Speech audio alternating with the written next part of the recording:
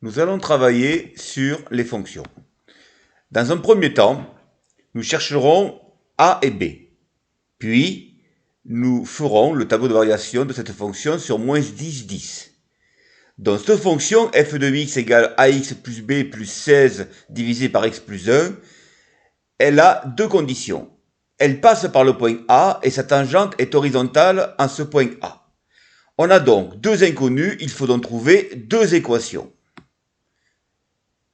La première, vu que le point A appartient à la courbe, on sait donc f de 1 égale 2. Et dans la fonction f de x, je remplace x par 1 et j'obtiens l'équation 2 égale a plus b plus 16 demi, donc a plus b égale moins 6. Je n'ai plus qu'à trouver une seconde équation. Je vais utiliser le fait que la tangente est horizontale, donc f' de 1 égale 0. Pour commencer, je vais dériver f de x. Je vous laisse vérifier le calcul chez vous. Puis, je vais remplacer x par 1 et j'obtiens a égale 4. Or, vu que a plus b égale moins 6, on a donc b égale moins 10. On a donc trouvé la fonction f de x égale 4x moins 10 plus 16 divisé par x plus 1. Vous pouvez vérifier votre calculatrice en la traçant qu'elle passe bien par le point A et qu'en ce point, elle a bien une tangente horizontale. Puis, nous allons étudier la fonction. Déjà, nous remarquons que moins 1 est une valeur interdite. Effectivement, dans une fraction, on ne peut pas diviser par 0.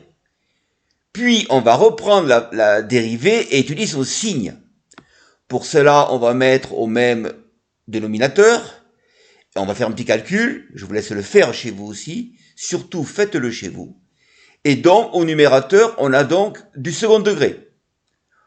F' dépend donc du numérateur. Or, le numérateur, le second degré, on sait étudier le signe.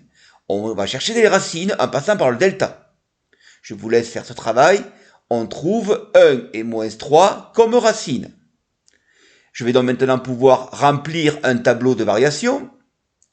Donc, dans ce tableau de variation, je vais y mettre les deux bornes.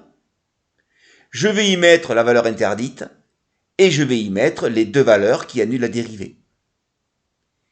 Puis, je vais donc mettre le signe de f'. Le trinôme a le même signe de a à l'extérieur des racines. Et ensuite, donc, je n'ai plus qu'à remplir croissant et décroissant.